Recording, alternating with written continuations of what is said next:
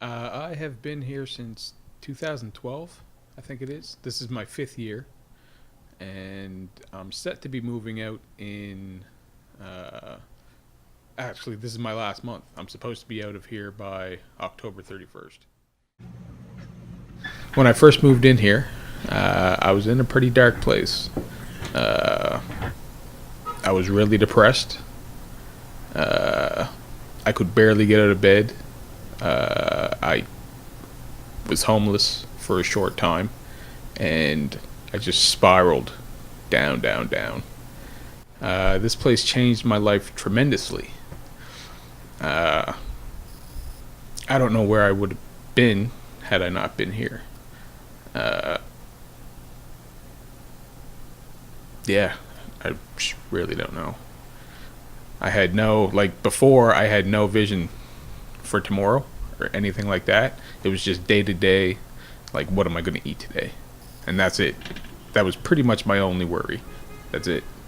But now I find I can look a little bit further into the future and try and figure out, different things where I want to do, like with my own business and where I want to work and all that stuff. Looking a little bit further down the road. So I think mentally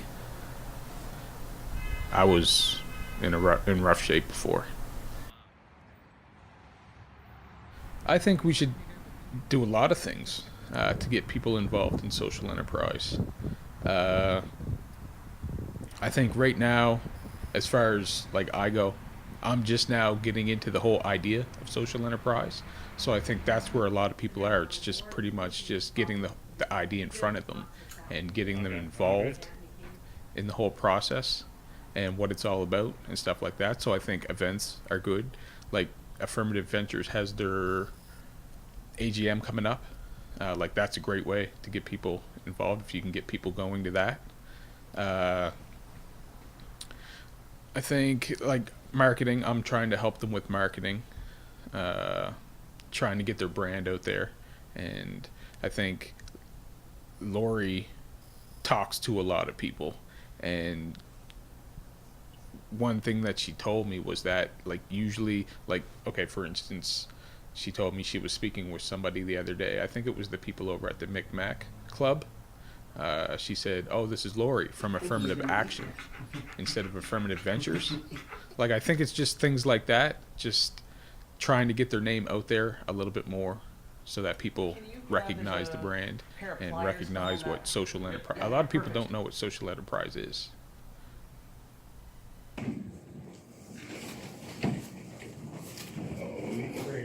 I'm nervous. I'm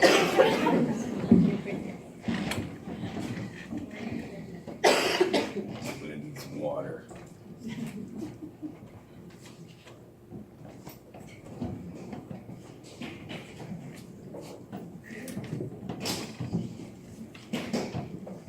So yeah, just to continue on with the video.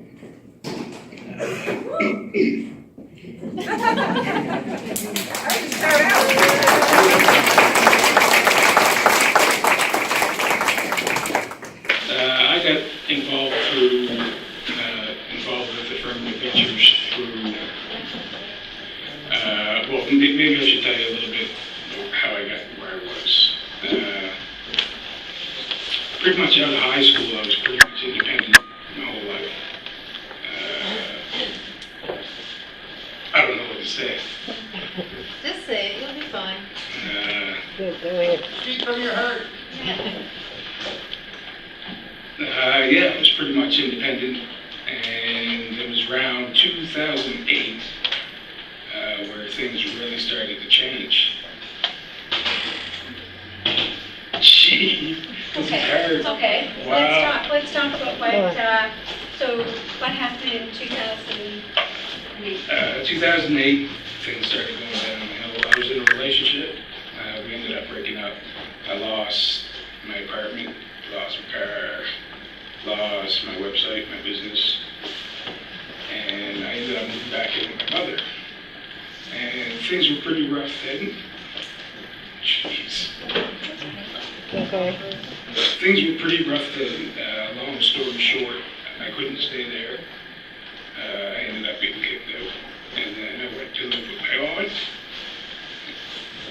Holy Look where you are now. Oh, So, yeah. so the importance It's of all right. family, right?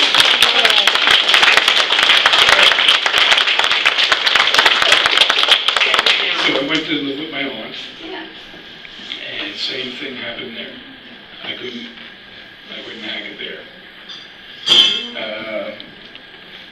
The only thing that was really on my mind at the time was starting a business. That's all I wanted to do. While I was at my aunt's place, I registered my business name, and then pretty much all the money I had. And then a little while after that, things started going south, and I ended up getting kicked out of there as well. So then I was on the streets. So I ended up walking from Porter's Lake all the way in town, and then the cops picked me up and asked me, what am I doing? I said, I don't really have any place to go. So they took me over to the homeless shelter. And that was a real eye-opener. I stayed there for a few months, and then luckily one of my friends, Otis, heard that I was in there, and he came over and picked me up and said, no, man, you can't do this. You gotta go live with your grandmother. So that's when I went to my grandmother's place. And they took me in for a little while. And then when I got there, all I could do was just sleep. All I wanted to do was sleep. I was just so tired of everything.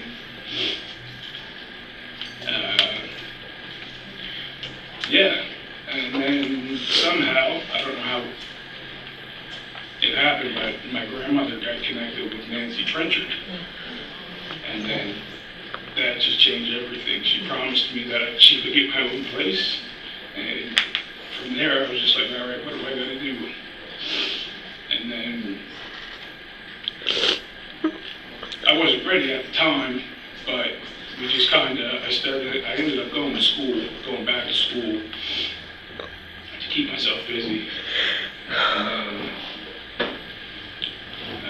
going to school, and then what happened after that? I ended up going to school.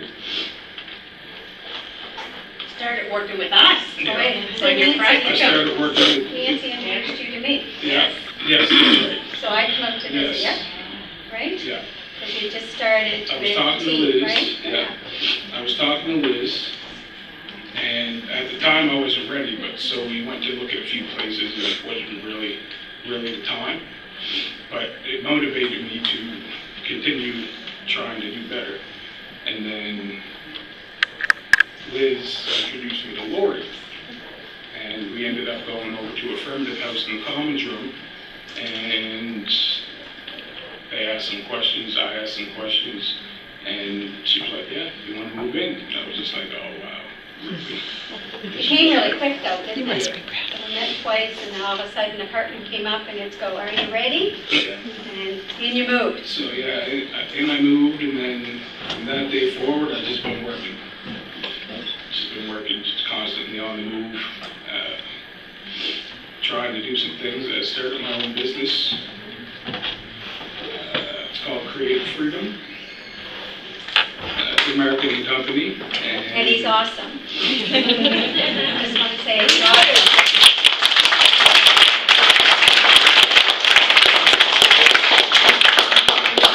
And I also do drywall with Ken. I do drywall. So, you know, it was interesting because when we started all this and you went into the housing, and it became clear because you were going to school at the time and you needed a place continue it on job. You had to enter a place to go to. Practicum? A practicum place. You didn't have Worker. you didn't have a place. So then because of the housing and meeting Lori, she goes, well, why don't you come work for us? Yeah. And wow. And that's where we did my first big project, was the Pet Stuff Van, and that turned out really good. So yeah, Affirmative has really helped me out a lot, and I love what they do. Yeah. That'll be my next step, yeah, wherever we move to. Home ownership. Yeah. Home ownership.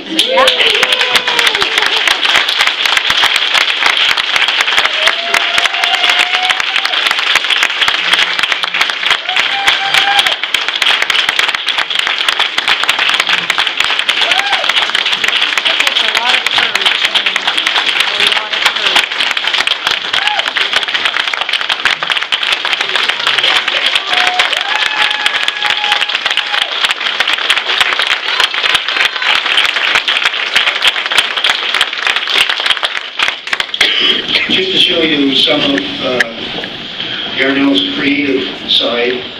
All of the signs and posters that you see around, the note on the back, there's a Bristol board that's been put together.